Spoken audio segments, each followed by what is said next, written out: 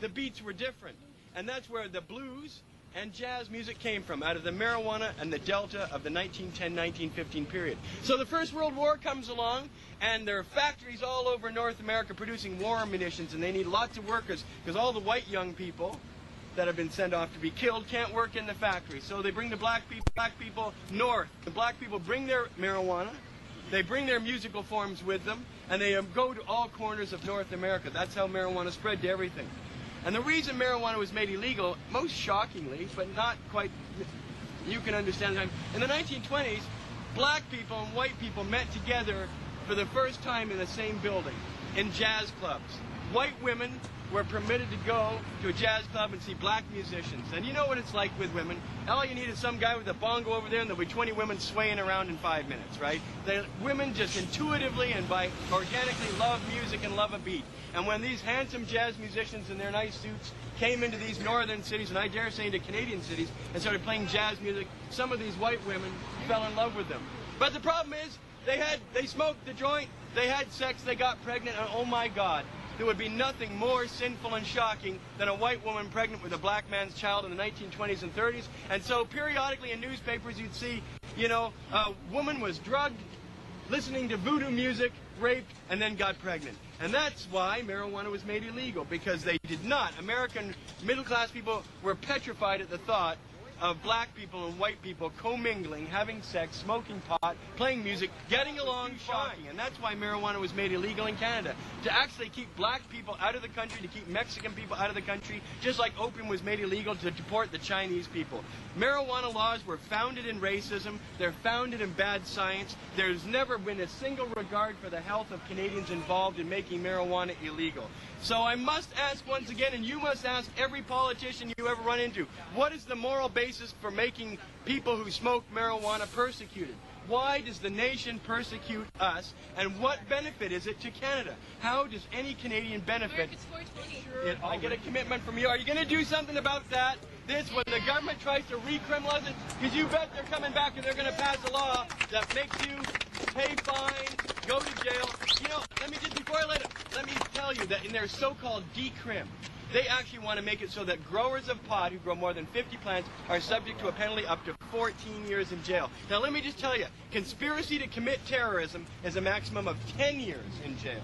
Now I know that maybe no judge is going to give people 14, but the message from Parliament is growing 50 plants of God's plants. And by the way, the Constitution, the Charter of Rights starts by saying we acknowledge the supremacy of God, and who but God would have put marijuana on this plant and created intelligent human beings to use it and to grow it everywhere on earth. Who but God could have possibly anticipated that? And we are told that the Charter of Rights is founded upon the supremacy of God. So by what right does man in Parliament have to tear that asunder? Man has no right. Government has no right. You have every right. There's only three things all human beings do, because some of us are blind, some people don't even have limbs.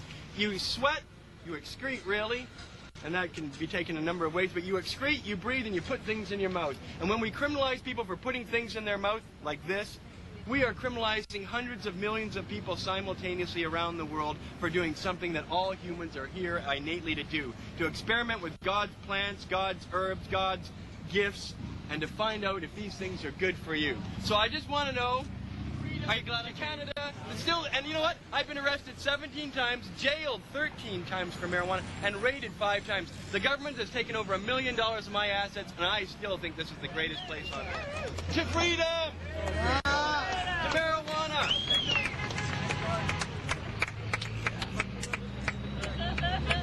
We should do this more often! Oh yeah! Every Tuesday. Create more pot than the DEA and RCMP have destroyed in the same period of time. I mean, have you wondered? They destroy millions of... Is there any tobacco in that? Nope. Okay. They destroy millions of plants, but there's always so much logically shattering over time. No human should be in any way predisposed to have to hide who they are, as long as they're non-violent. Involved in every strata of society. And in fact, of course, Kim Campbell, a prime minister, smoked marijuana. Pierre Trudeau smoked marijuana. I know his son, Justin Trudeau, told me Dad was all in favor. Like, I mean, so here we have 2 prime ministers, we've had premiers of provinces, half the members of parliament have smoked pot, including the justice minister. What hypocrisy when the majority of our leaders have smoked marijuana, none of them have suffered as a consequence of any legal prohibition that they want us to suffer for. It's still shocking. don't let anybody tell you no one goes to jail. I've gone to jail 6 times on this tour alone for marijuana, and a number of times handcuffed and leg ironed. And then they tried to deny me bail, and I fought 4 times. And you know what? You can meet people right up to the age of 65. We've got 150,000 people in jail at any one moment on marijuana, and many of them for 5, 10, 15 years. So there's a holocaust going on. So just because this is the only place in the world where marijuana is certifiably, absolutely, not contestably legal right now in Ontario. Not even Amsterdam is like that. We've got to run against them and make sure that we, all Canadians, know that they, who vote for him and he, are going to be responsible for the imprisonment of tens of thousands of people for no cause whatsoever. And that's a totally evil thing that no government in civilized society can do that license every year. No, there should be no limit on how many plants you can grow. There's still the recognition that something's wrong if there's any kind of restriction. And at least there are people in government that believe that. Claude Nolan of the Senate, he absolutely believes any prohibition is prohibition. It's still wrong. It will never work. He said the only thing that will possibly work is an open society with legalization. And he's an old guy in the Senate. In fact, the Senate has endorsed that. I even prefer another word that nobody uses, but we should. I think marijuana is good for everybody, but that doesn't make it medical. That makes it therapeutic. Remember, vitamin C is good for it. Vitamin C is good for you, but don't call it medical because we don't identify it as the cure-all. We identify it as something we essentially need to stay healthy. And you know what you also notice? Nobody ever dies of cancer or respiratory disease from 25, 30, 40 years of smoking pot. Never see it. There's no coroner's reports around that show that someone who didn't smoke cigarettes and just smoked pot died of lung cancer or respiratory disease. Never happens.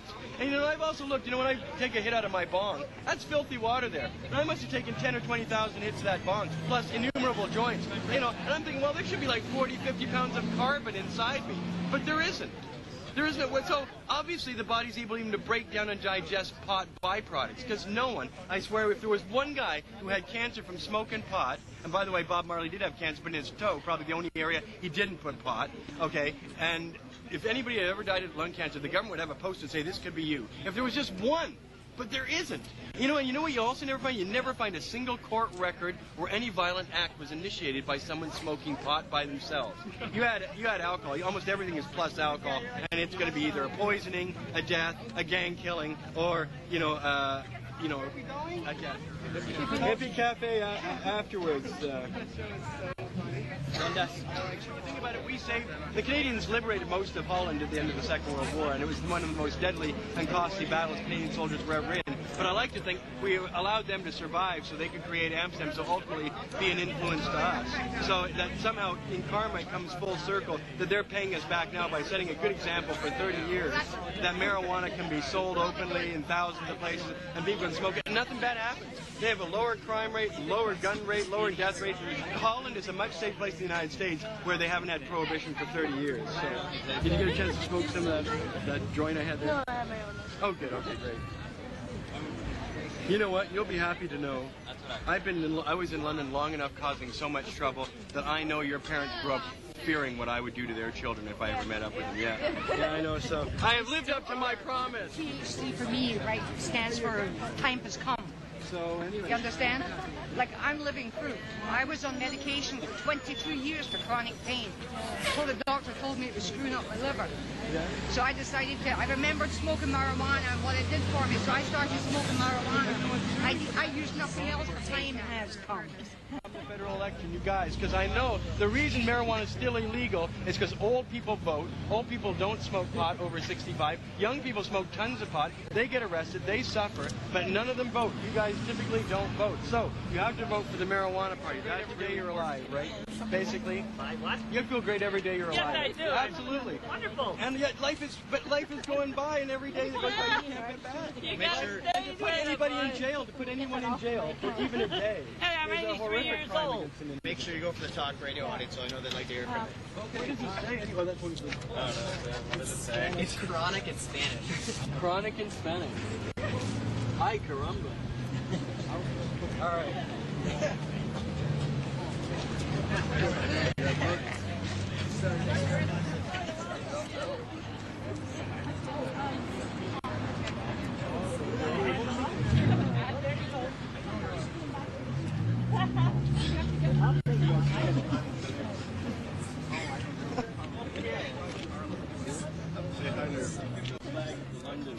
so let's get a picture of that. Somebody get a picture, make sure they send it to me. I feel like it's almost like my Marijuana Hall of Fame right here. It's the first time I've been down on my knees to sign something on concrete. That's great.